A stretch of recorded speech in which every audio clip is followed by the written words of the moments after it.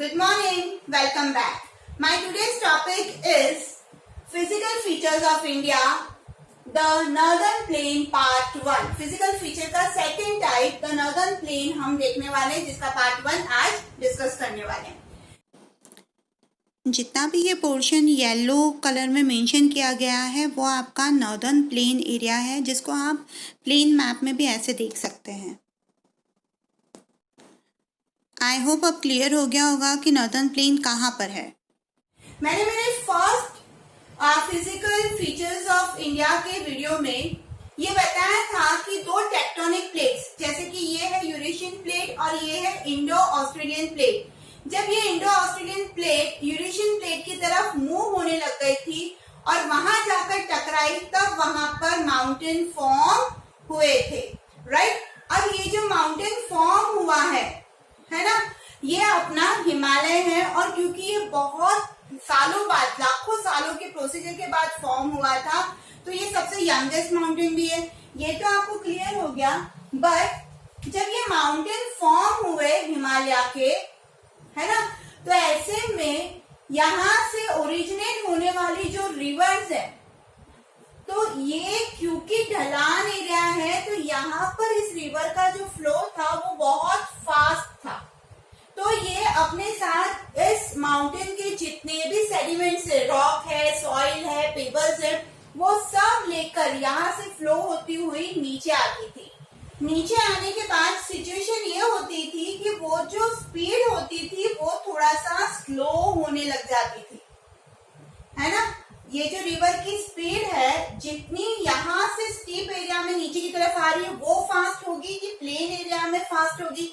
Naturally जब वो ढलान से आएगी और बहुत स्पीड के साथ आएगी, तो सेडिमेंट्स के साथ आने की वजह से और उसकी स्पीड क्या होगी, बढ़ जाती है. पर ऐसे में जब वो प्लेन एरिया पे आएगी तो यहाँ पर क्या होगा, उसकी स्पीड भी क्या होगी, कम होने लग जाएगी और वो डिपोजिशन करना चालू कर देती है. मतलब कहीं ना कहीं जो लैंड ऊपर नीचे है, छोटी वैली है, खड्डे हैं, वो सेडिमेंट से भरना चालू कर देती है. और जब कोई भी रिवर सेडिमेंट से उसको भरना चालू कर देती थी, तो अपन उस प्रोसीजर को डिपोजिशन बोलते हैं. ये मेरे प्रीवियस वीडियो में आप देख चुके हैं.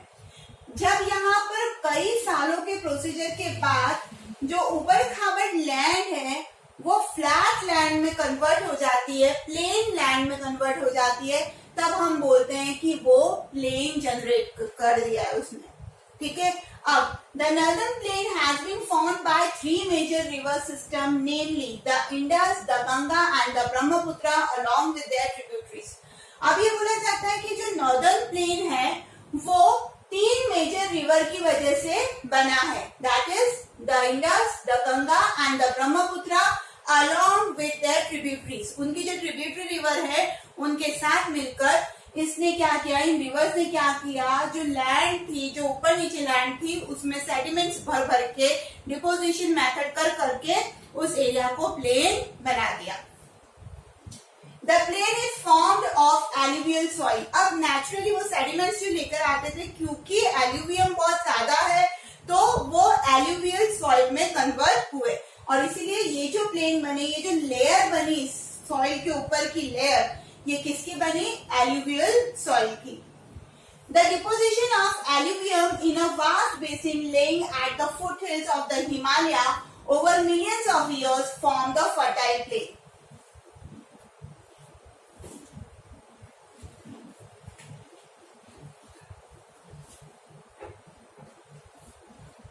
क्या मतलब है इसका, कि जब कभी भी, मैं एक बात बताती हूँ, जैसे कि ये माउंटेन है हिमालय का, ठीक है, और यहाँ बोला गया है foot hills of the Himalaya. Foot hill मतलब क्या, ये वाला पोर्शन. ठीक है. जब कभी भी कोई भी रिवर यहाँ से फ्लो होते हुए आती थी, तो कहीं बीच में सेडिमेंट थोड़ी ना ड्रॉप करती थी, क्योंकि स्टीप होने की वजह से, स्लो होने की वजह से वो कहीं पे भी मिड में सेडिमेंट नहीं इकट्ठा करेगी. वो सेडिमेंट इकट्ठा कहाँ करेगी, फुटहिल्स में. जैसे ही ये रिवर नीचे सब लेकर आती है और प्लेन एरिया में आती है, तो यहाँ पर सेडिमेंट इकट्ठा करना चालू कर देती है. तो लाखों साल प्रोसेस में क्या हुआ कि ये जो सेडिमेंट है ये डिपोजिशन होते गए।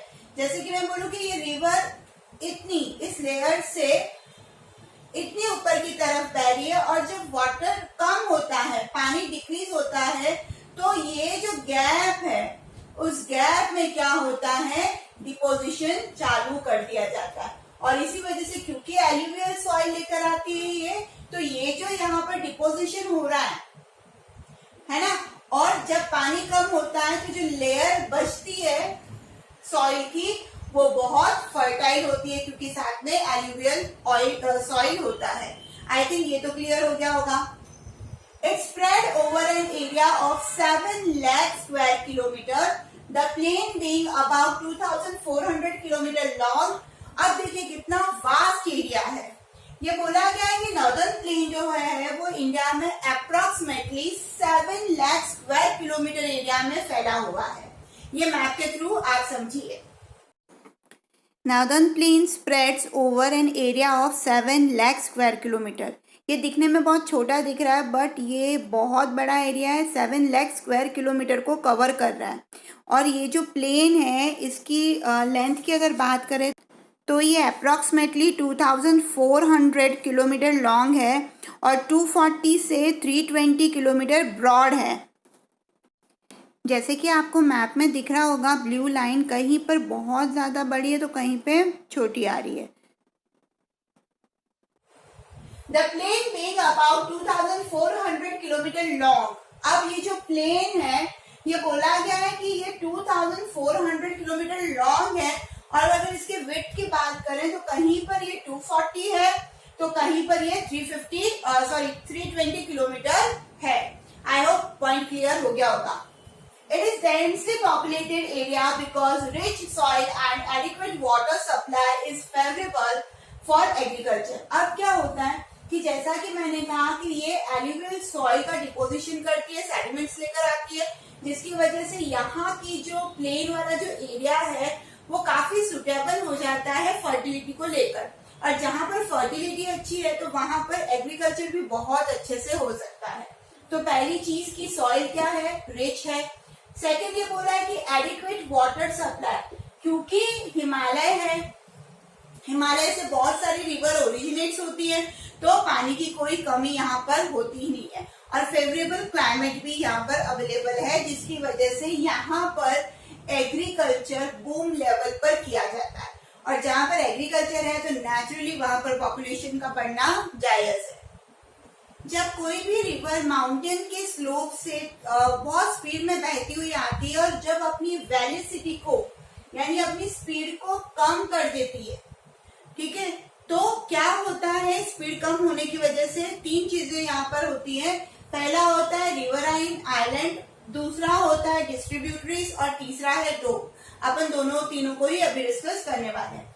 इन द लोअर कोर्स, इसका मतलब क्या है, जब रिवर का जो फोर्स है वो कम हो जाता है, जहां पर प्लेन एरिया आता है, स्लोप नहीं होता है वहां पर, due to the gentle slope the velocity of the river decreases. Naturally जो वेलोसिटी है रिवर की, जो स्पीड है रिवर की, वो क्या होगी, कम होगी, which result in the formation of river line, जिसकी वजह से क्या होता है, रिवर लाइन बनता है। अब क्या है इसको देखते हैं। जैसे कि ये रिवर यहाँ से स्लोप कम होने की वजह से इसकी वेलोसिटी क्या हो गई, कम हो गई। और इस जगह पे मान लीजिए कि इन्होंने क्या किया, जब स्पीड कम हो गई तो डिपोजिशन यहाँ पर चालू किया, सारे जो सेडिमेंट्स थे वो यहाँ लाकर ये डिपोजिट करने लग गए।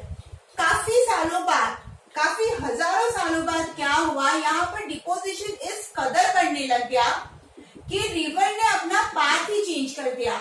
मतलब रिवर का जो पानी है वो एक इस डायरेक्शन में चला गया और दूसरे डायरेक्शन में यहाँ से रिवर का पानी चला गया। तो बीच में ये जो सेडिमेंट वाला पोर्शन है ये इनडायरेक्टली यहाँ पर क्या जनरेट हुआ, रिवराइन आइलैंड जनरेट हो गया। मतलब जो मेन रिवर आ रही है जिसका स्लोप कम होने की वजह से स्पीड कम होने लग गया है, और किसी एक जगह पर जब वो डिपोजिट क्या करती है, सेडिमेंट जमा करती रहती है, इकट्ठा करती रहती है, तो हजारों सालों बाद ये प्रोसेस करते करते करते जब यहाँ पर एक लेयर आ जाती है अर्थ की, और उस लेयर के दोनों दिशाओं में से जो रिवर आ रही है उसका पानी अपना डायरेक्शन चेंज करके निकल जाता है, तो ये बन जाता है रिवराइन। आई होप क्लियर हो गया होगा। Majuli in Brahmaputra river is the largest inhabited riverine island in the world. ये बोला जाता है कि मजुली जो कि ब्रह्मपुत्र रिवर से जो रिवराइन बना है, आइलैंड बना है, वो वर्ल्ड का सबसे लार्जेस्ट रिवराइन आइलैंड है। ठीक है, और अब तो इंडियन गवर्नमेंट ने मजुली को एक डिस्ट्रिक्ट भी घोषित कर दिया है। तो आप सोचिए कितना बड़ा लैंड का पोर्शन होगा जिसको डिस्ट्रिक्ट बोला जा रहा है ना। तो आई होप ये क्लियर हो गया होगा। Next, the river in their lower course split into numerous channels due to the deposition of silt. अब हुआ ये कि ऐसे में जब अपन बात करते हैं डिस्ट्रीब्यूटरीज, समझना there is lot of difference between the tributary and the distributary. अब अभी अपन देख रहे हैं डिस्ट्रीब्यूटरी। जब कभी भी कोई भी मेन रिवर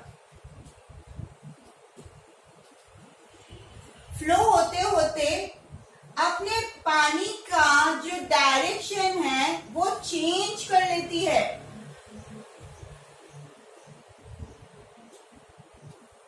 ना।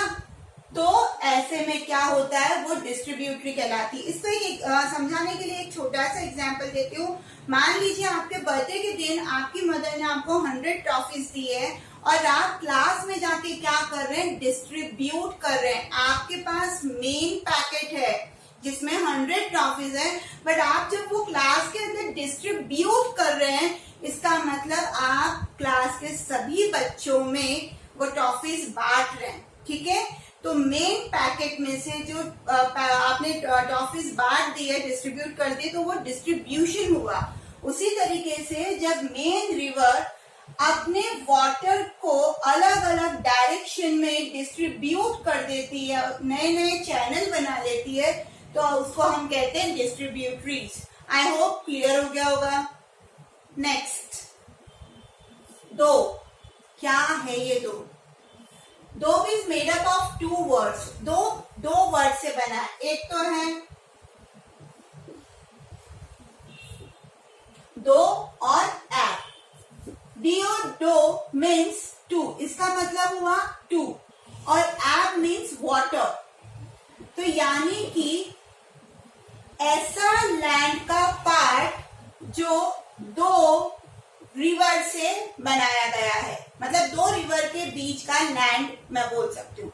जैसे कि मैं बोल सकती हूँ कि गंगा और यमुना के बीच का जो पोर्शन है लैंड का, वो 2 कहलाएगा, because it is the part of land which is between the 2 reverse like Ganga and Yamuna. तो ये मेरा हो गया 2। Similarly Punjab is also made up of 2 words. 2 जिसको अपन बोल रहे हैं, तो वो है पंच और एम, दैट इज पंजाब, है ना। तो यहाँ पे पंच मीन्स 5 और एब मीन्स वाटर, मतलब पंजाब जो है वो 5 रिवर से गिरा हुआ है, उसमें लोकेटेड है। आई होप ये क्लियर हो गया होगा। पर शायद आपके दिमाग में एक क्वेश्चन आ रहा होगा कि जब बात कर रहे हैं हम ऐसे ही लैंड की जहां पर पानी है दोनों तरफ, 2 नदियां निकल रही है, तो what is the difference between the दो एंड रिवरलाइन आइलैंड? हाँ, तो इसमें मैं आपको एक चीज क्लियर कर देती हूँ, कंफ्यूजन दूर कर देती हूँ कि दोनों में बहुत बड़ा डिफरेंस है। जब मैंने बात करी थी ब्रह्मपुत्रा की, और जब वो स्लेट इकट्ठा करती है और वो जब 2 डायरेक्शन में बहती है, तो वो एक सिंगल मेन रिवर है, ठीक है ना, वो 2 रिवर नहीं है। मेजर डिफरेंस ये है कि जब मैं बात करती हूँ रिवराइन आइलैंड की, तो एक ही रिवर स्लेट इकट्ठा करके फिर 2 डायरेक्शन में बहने लग जाती है। बट डोब में क्या होता है, 2 रिवर बह रही है और मिड का जो लैंड है वो, यहाँ पर दोनों ही मेन रिवर अलग अलग है और यहाँ पर सिंगल रिवर से बनेगा riverine island. Clear? I hope आज का वीडियो आपको क्लियर हो गया होगा। कोई भी डाउट है कमेंट करिए, अगर नहीं है तो लाइक करिए और पढ़ते रहिए social studies with Sangeeta. Thank you so much.